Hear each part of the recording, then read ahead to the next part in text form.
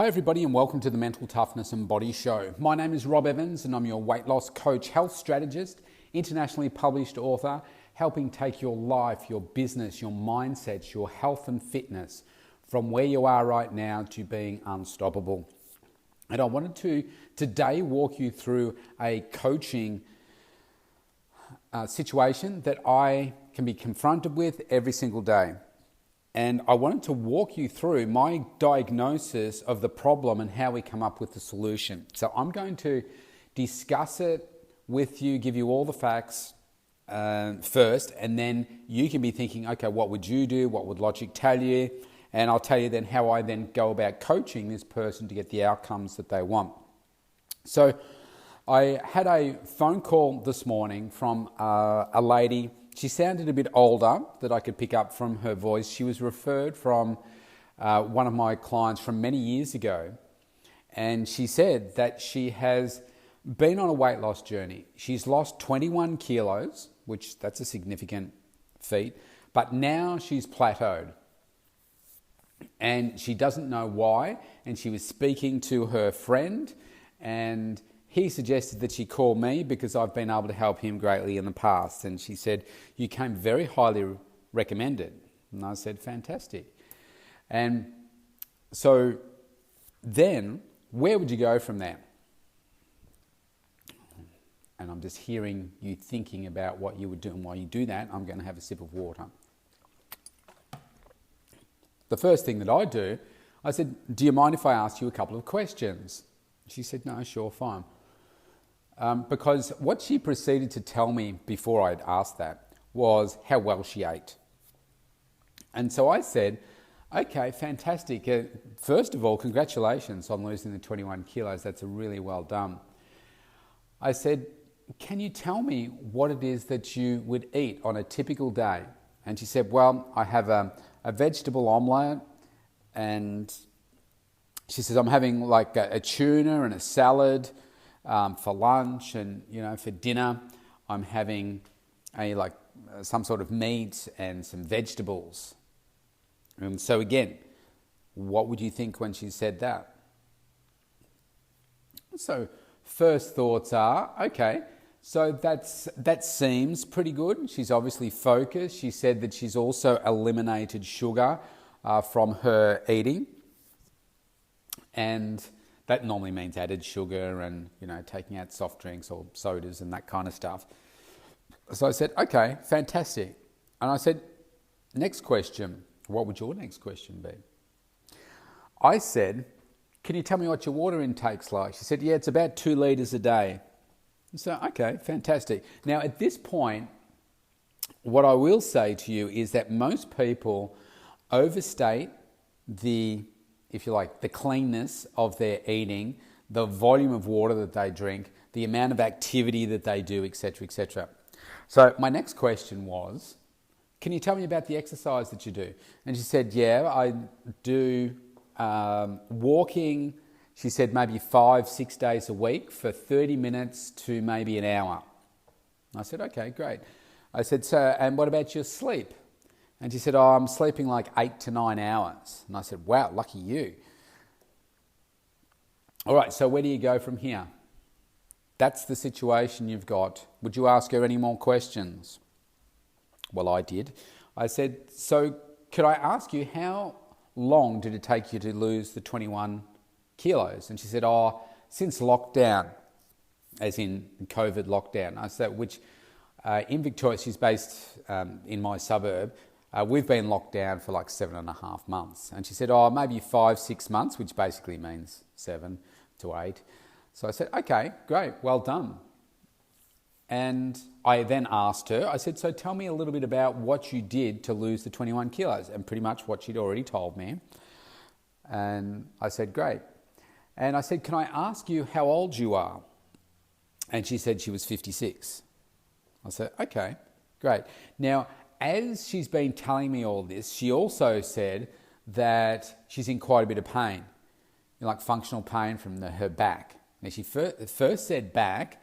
Later, as I asked her some more questions, she said she has trouble getting down on the floor and getting back up again. All right, so that's the situation, okay? Now, what would you think is going on there? Is there anything obvious to you that stands out as this is why she's getting the result that she's getting? Because it was very obvious to me. I'd only spoken to her for about 7 minutes and it was very clear about what it was, but I just kept asking questions to get a full picture.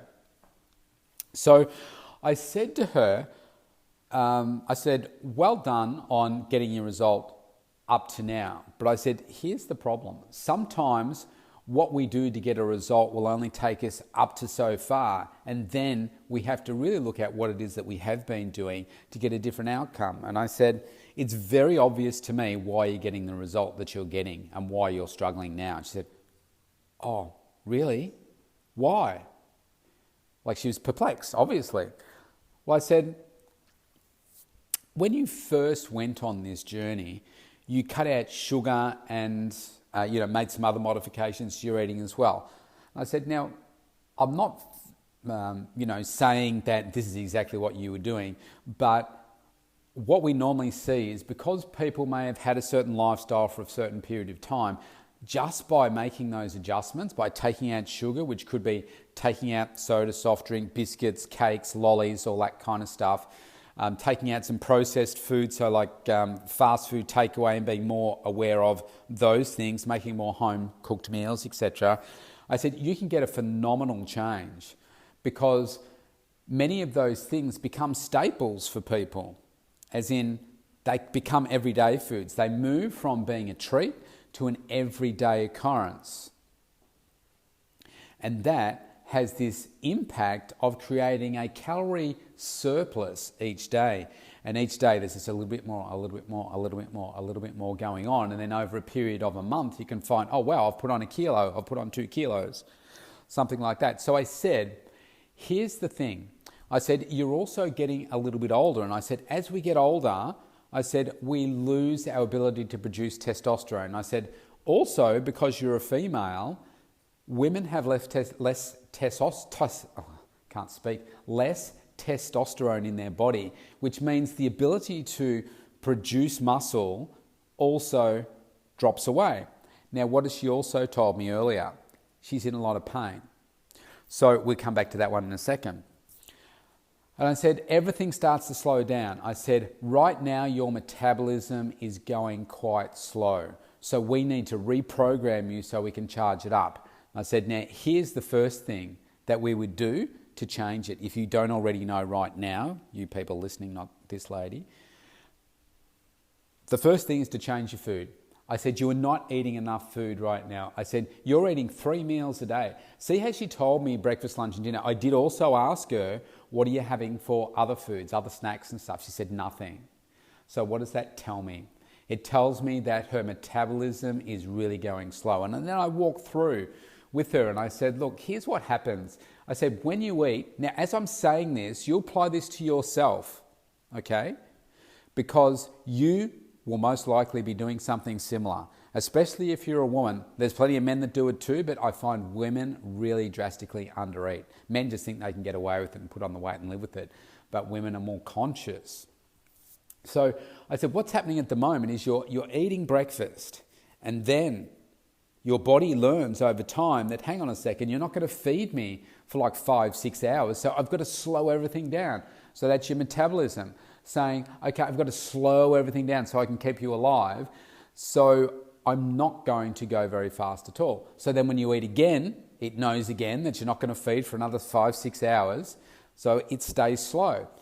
What we do is we introduce these other smaller meals in between. And she was starting to get the hang. She said, oh, you like grazing? I said, exactly. I said, we're not talking about 6 big meals like a sit-down meal. We're talking about putting some snacks in there as well. Might be a piece of fruit, some yogurt, like some rice cakes, something like that. Some cottage cheese with some vegetables or as dip, something like that. I said, what we're doing is then your body is saying, okay, you've eaten, it knows that in about 3 hours, that you're going to be eating again. So it speeds up the metabolism to make room for the next meal. You eat that next meal, or it knows again. Because you've been doing it for a period of time now, your body starts to become reprogrammed. And it says, oh, I need to make space for the next meal. So in doing that, it's like putting your metabolism on the treadmill. It's invisible. You can't see it happening, but you will feel the results and see the results in the mirror as it melts away the fat. So I said, that's the first thing. What do you think the second thing is that I said to her, knowing everything that you know right now? Well, the second thing is about strength training, resistance training. She's not doing any of that. So I said to her, look, one of the key things that's missing from your plan right now is strength training as well as your nutrition. I said, with your strength training, you said you're in some functional pain right now. I said, I want you to think about it like this. Imagine a skeleton, okay? Oh, well, not a complete skeleton though, because we need to put weight on it. So the way that our body works is gravity. You're standing up, so it's gravity pushing down. So is it any wonder that she's got pressure on her knee? She's carrying an extra, what did she tell me? Probably an extra 20 kilos, 15 to 20 kilos extra she's carrying. You walk around with 15 to 20 kilos for a few years and you see the impact that that has on your joints. Now, she's not doing any strength training, so guess what? We introduce the strength training, we build up her legs. We build up her, as in the strength of her legs. We get her quads, the front of her legs, stronger. We get her butt stronger. We get her hamstrings behind the back of the legs stronger. And all of a sudden, what's happening? We're taking some of that pressure off the joint and we're putting it through the muscle. So it becomes a lot easier. And I said to her, imagine right now an image in your head of an 85-year-old woman. And I said, I bet you that you're imagining somebody that's frail, somebody that's wrinkly, somebody that's maybe hunched over, somebody that's walking with a stick or a walking frame. She said, yeah. I said, but that's just because of what we're used to seeing. I said, that's people giving up. You don't have to accept that that's the way that you're going to be. I'm not going to be like that. I'm going to be strong. I'm still going to be working out. And when you do that, you retain the muscle mass, but you stay stronger, you stand more upright because you've got the muscles in your back and through your chest and shoulders to hold yourself properly. And if you go to fall, you can catch yourself because you've got the strength in the quads, in your legs to be able to support you. And I said, the more muscle that you build, remembering on what I said earlier to her, the more muscle you have, the faster your metabolism. So it's not about becoming big and bulky, but it is about increasing the amount of muscle mass that you have in your body to charge up your metabolism, keeps you functionally strong, reduces the pain, and makes you feel good. I said, what we will do is we will not only make you stronger and leaner, but you will be possibly pain-free. I said, we're not going to know how quickly your body is going to respond until we start the training. And sometimes we need to experiment with certain exercises to deal with the conditions that she's got to see, okay, so let's do this now and see what impact that is going to have on the body. So we need to be consistent with it, we need to be focused, but we also need to be very, very specific. So obviously when I told her all this, she was incredibly excited. So she's signing up and I've sent her the different options for her to choose from because she said, I might want to train with a friend. I said, okay, well, here's the options for that too. And we're about to start a Christmas promotion tomorrow. So I said, look, I'll give you the Christmas promotions in advance so that you can see them. But this is what I do when I'm working with people. It's very easy for me to see where the gaps are. I can have a very quick conversation with somebody and work out, okay, what's going on here?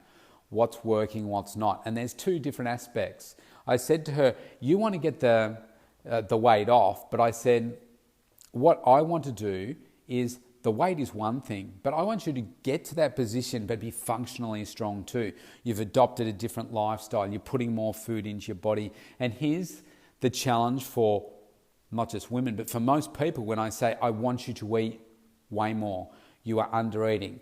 They can't get their head around it. It's like, hang on a second, I'm trying to lose weight. How can eating more make me get a better outcome? And it's because your body does go into a starvation mode. Remember what I said about your metabolism? It slows down. So when you introduce more of the right foods into your body, guess what? The reverse happens. It speeds up. It makes you leaner and leaner. Like if I laid out on a table the volume of food that I ate for a whole day to get to my six-pack, you'll be blown away. You can say, how the hell does a little guy like you eat all of that food? Well, it's because of the way that your body responds to it. Okay? It's like you may eat 100 calories of vegetables, say, but your body may burn off 150 or 200 calories in consuming it. So you're creating this deficit. So you're chewing into the fat stores constantly by eating that type of food. The reverse happens when you eat, say, processed food. As the name suggests, processed. If you eat, say, a Big Mac, for instance, or a big greasy burger, a lot of it's already been very processed. So when it's in your body doesn't have to work very hard to process it because it's already been so processed, it passes through your body fairly quickly. So not only do you not get a metabolic burn, but you get the fat, you get the extra carbs, you get the sugar, the sodiums, all that kind of stuff that just don't serve you well. So you get kind of a quadruple whammy in consuming that type of food as opposed to more fresh plant-based food. So I know I've covered a lot right there, but this is why I do what I do and why I love it. When I hear a story like that and people that have been suffering and they have no ideas, like she was distraught on the phone, but within 7 minutes I can tell, probably less than that really, I can tell that this is your problem. And if we change these things, you will get a tremendous outcome. So if this is something that you think you would like me to diagnose for you, there is no charge for a weight loss and fitness diagnostic. Go to the mentaltoughnessandbodyshow.com, opt in for a free consultation, and we can have just the same discussion that I've just had with you right now about your individual circumstances. Then I can tell you what the different program options are, and you can make a decision from there. For me, this is very, very basic science. It's just about coming up with the right plan that's going to suit you. But it all comes down to just your commitment to wanting to make the change. So it was an exciting phone call. Have a great day wherever you are in the world. Stay safe. I'll see you tomorrow.